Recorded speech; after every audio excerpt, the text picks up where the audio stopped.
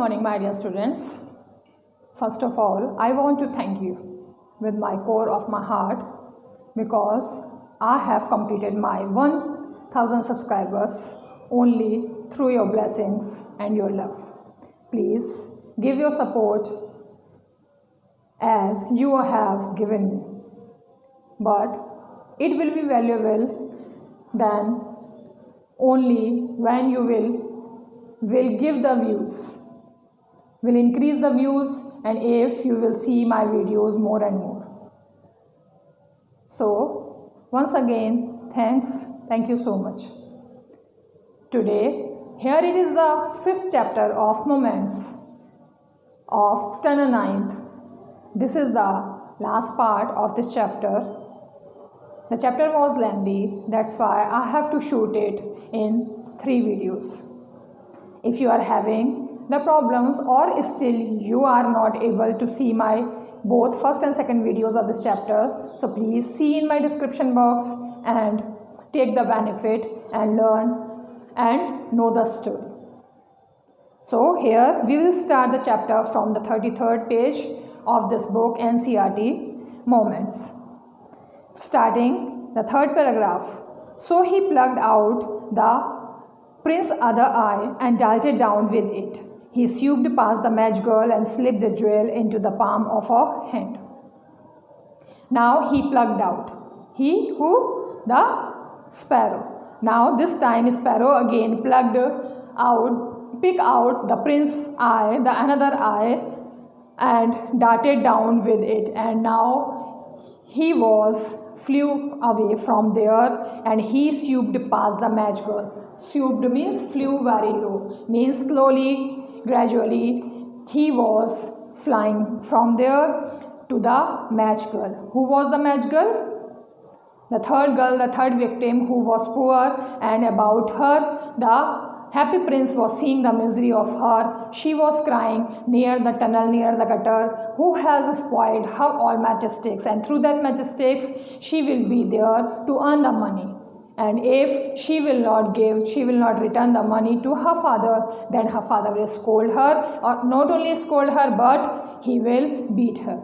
So she was there and she is weeping. So see the misery of the little girl. A happy prince gave the order to the swallow to pluck out the another sapphire from his eye and gave it to that poor girl.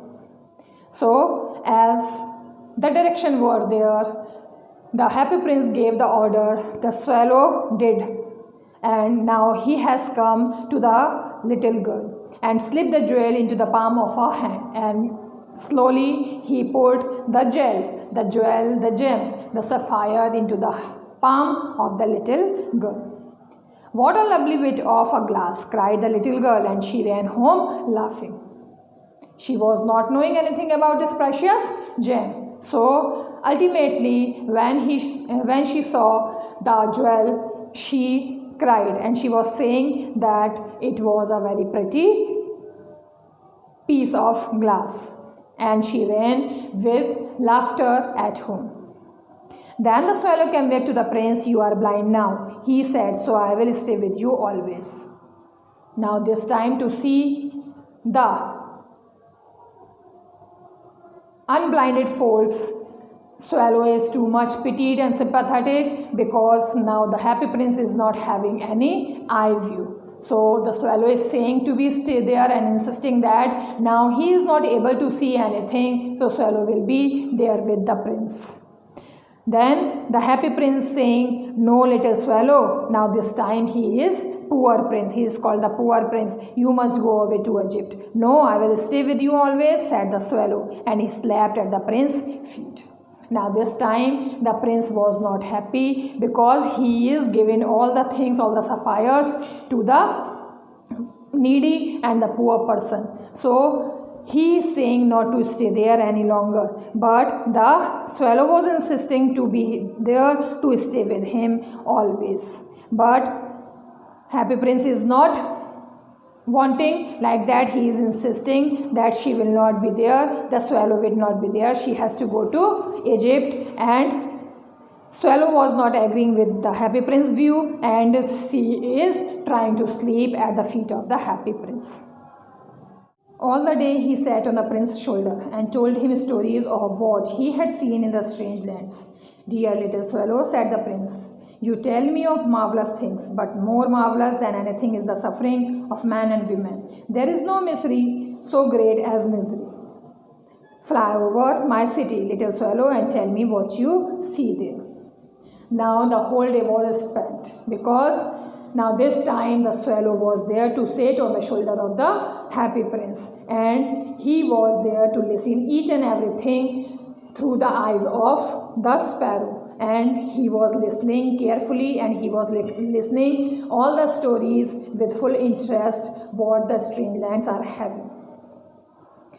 And this time the happy prince is saying that, "Dear swallow, you have to give me the marvelous things. Now tell me about the marvelous, the great things, the great efforts, but more marvelous than anything is the suffering of the man and woman." He is not scolding him, but he is appreciating. He is saying that not only you tell me the story about the marvelous thing, the great things, but it will be more marvelous if you will tell me about the sufferers, about the problematic person or human being. Happy prince is saying that there is no mystery as great as misery. So he is wanting to know about the misery, about the sadness of the people. So he is saying, if you will tell me the treasures, if you will say me the gloominess, the miseryness, the sadness of the people, it will be no mystery. "Fly over my city, little swallow." Now he is giving the order to go on the topmost area of his kingdom, and he is asking what he is seeing there. So the swallow flew over the great city and saw the rich making merry in their beautiful houses, while the beggars were sitting at the gates. He flew into dark lanes and saw the white faces of starving children looking out listlessly at the black streets. Now the swallow did as he was commanded. So the happy prince told him to go over the city. So the swallow did, and he saw that the rich person are making fun in their great houses. But the beggars, the poor people, those who are need the food, and they are there to beg the things, they are sitting near the gates of that happy or rich persons. Now again he come back, he flew into the dark lanes, where he has seen that the white faces of the starving children, the people, the children who are not having the great food for starve their feed. So they are not having sufficient food, and they are moving here and there in the dark lanes, and they are listless, means they cannot count them. They are so many in counting, and they are in that black street, in that gloom streets. Under the archway of a bridge, two little boys were lying in each other's arms to try and keep themselves warm. "How hungry we are," they said. "You must not lie here," shouted the watchman, and they wandered out into the rain.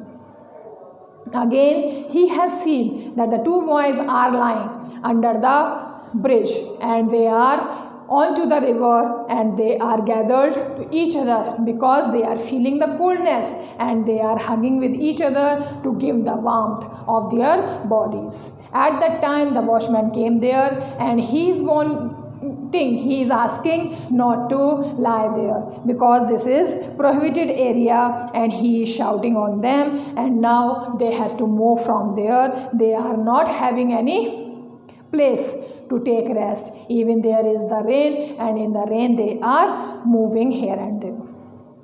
Then he flew back and told the prince what he had seen.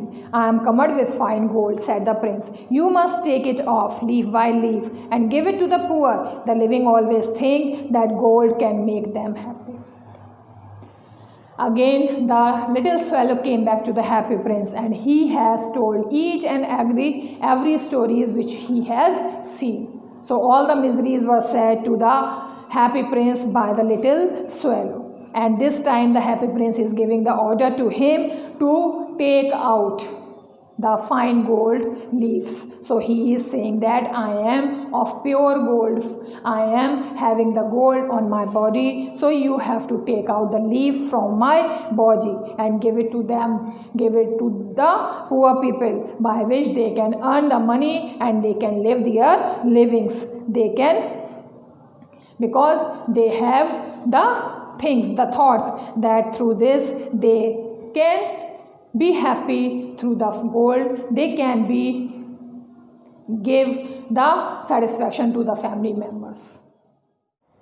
Leaf after leaf of the fine gold the swallow picked out, till the happy prince looked quite dull and grey. Leaf after leaf of the fine gold he brought to the poor, and the children's faces grew rosier, and they laughed and played in the street. We have bread now, they cried. He has to do as the happy prince was there to say to him. He was doing as the direction were giving to him. So the little swallow was picking out all the gold leaves from his body till it is looking in dull and pale colors. And he is giving to the poor people, and the children were happy of the poor families, and they are having the rosier faces. Means rosier, it is metaphoric, means the faces are red in color just like the roses, with the happiness, means they are blushing, they are happy, and their faces are showing that they are having fun and they are having the bread, the food, and they can achieve the money through this, and now they will not be die by this poor or poverty.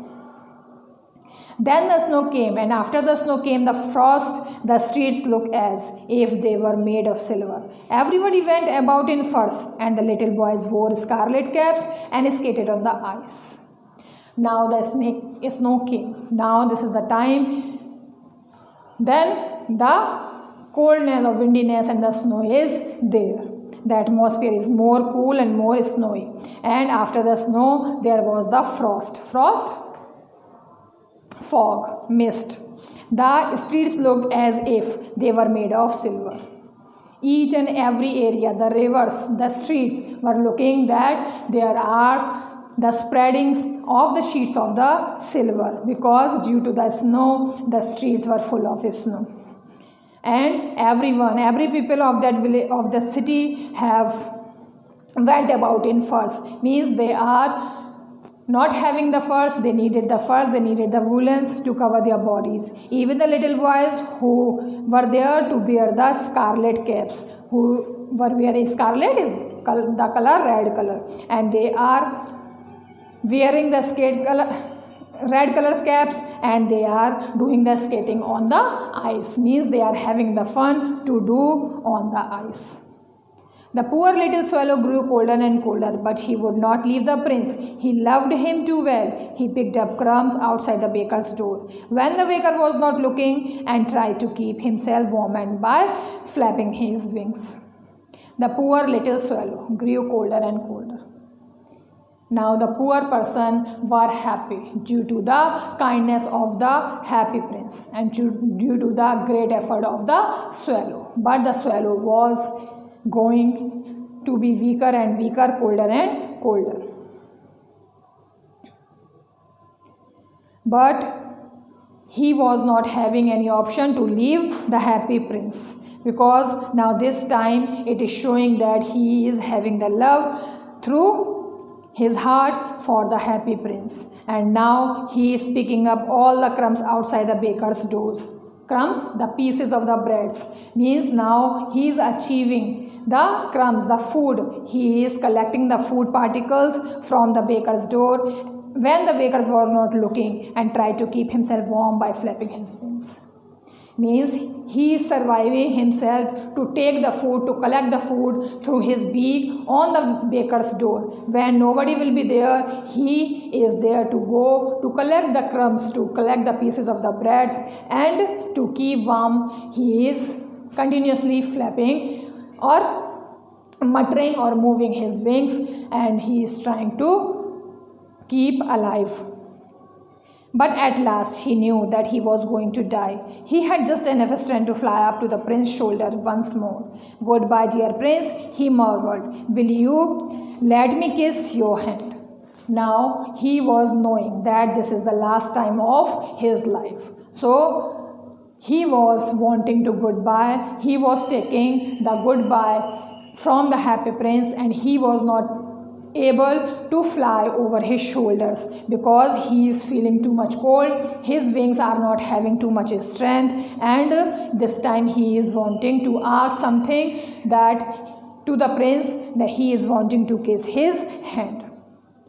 "I am glad that you are going to Egypt at last, little swallow," said the prince. "You have stayed too long here, but you must kiss me on the lips, for I love you." This time he is giving the permission to go to the Egypt, because now all the misery have solved, and the happy prince is also not having now so much gold on his body. Already he is giving all his precious gems, and all the gold leaves were taken out from his body, and now this time he is thinking that the little swallow is wanting to go to the Egypt. So he is giving the permission to him, and this time he is saying that now not more longer, I will not give the permission to be stay here, so move from here, you may go now, but I am loving with you, I love you, and that's why I am giving you the permission to kiss on my lips. "It is not to Egypt that I am going," said the swallow. "I am going to the house of the death. Death is the brother of sleep, is he not?" And he kissed the happy prince on the lips and fell down dead at his feet.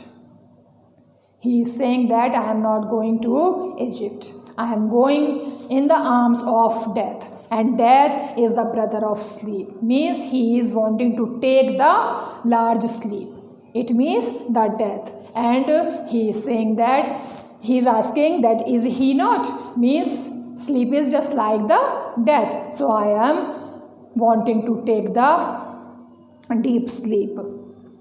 And he kissed the happy prince's lips and fell down on the feet of the happy prince. At that moment, a curious crack sounded inside the statue, as if something had broken. The fact is that the leaden heart had snapped right in two. It certainly was a dreadful hard frost. At randomly, there was the blast, the big blast, and it was a curious, strange blast sound was there inside the statue, as it was something resembling that something is broken inside his body.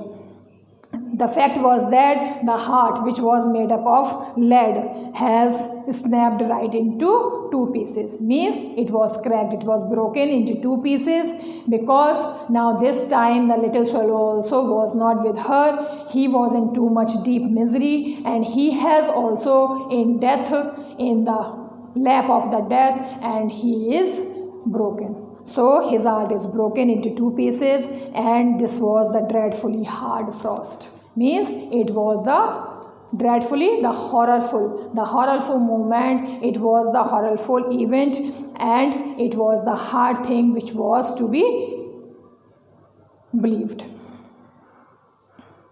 Early the next morning, the mayor was walking into the square, below in company with the town councillors. As they passed the column, he looked up at the statue. "Dear me, how shabby the happy prince looks," he said.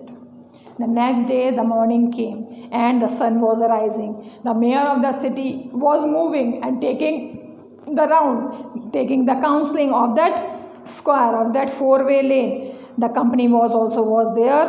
The members were also there. The town councillors were also there with him. And now, as he was there, all the councillor members were there. They were passing and they were seeing. And randomly they saw the statue, which was not there in the good and shining atmosphere. So they were puzzled and they were shocked, and they are saying that how the happy prince, means the happy prince is looking too much shabby. Shabby means too much untidy, too much not attractive. So they are saying like that. How shabby indeed, cried the town councillors, who always agreed with the mayor, and they went up to look at it. The ruby had fallen out of his soul. His eyes are gone, and he is golden no longer, said the mayor. In fact, he is little better than a beggar. All the town councillors also was insisting, and they are agreed also with the mayor's comment that yes, in real, the Happy Prince statue is looking very bad, and they are saying that they went up to look at it. They will carry on, they will go on, they will carry on to care for it.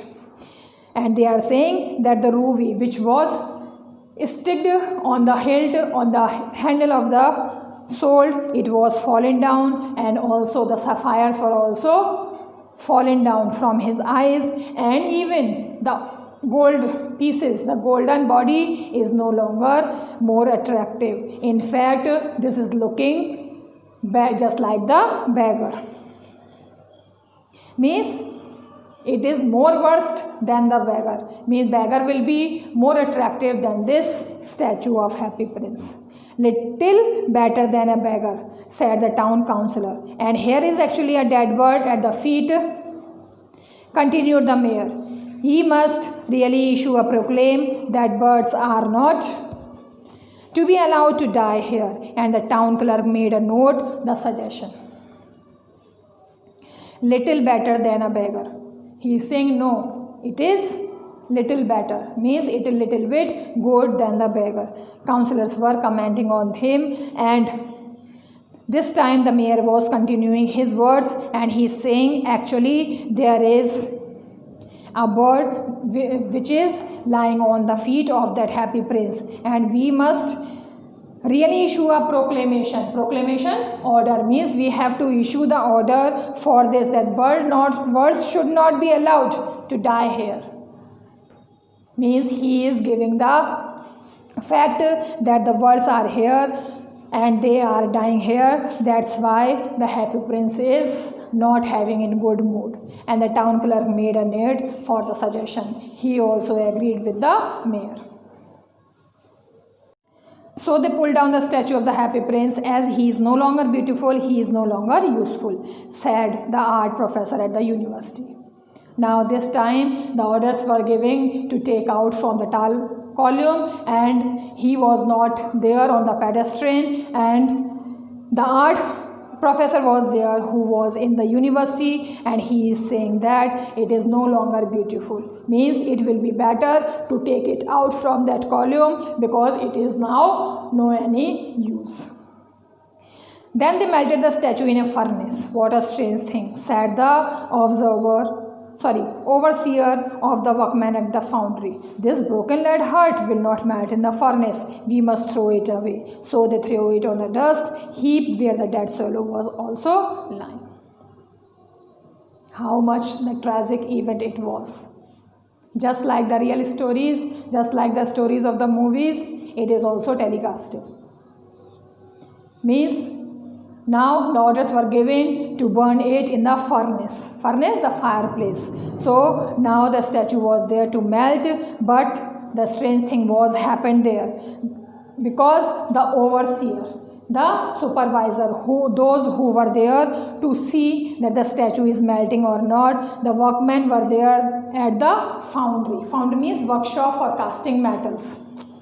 So in the factory, in the furnace, at the foundry, the workmen were there, and the counselors were there, the supervisors were there, and they said that this is the strange thing. Because what was the strange thing? The broken leaden heart was not there to melt in the furnace. Means the thing, the fireplace where the gold, the metals, the iron, means each and every hardest cores are melted. Even this, the heart which is made up of leaden, is not melting there. So this was the strange thing, the curious thing for the supervisors, for the workmen of that foundry, of that furnace. And so they decided that they will throw it on that mud, on that garbage where the dead bird was there. And so ultimately the heart, leaden heart, was near the dead bird's body. So now both were there. After death also, the leaden heart and the swallow's body, they were on the garbage. Thank you for seeing my videos till the last. Bye bye.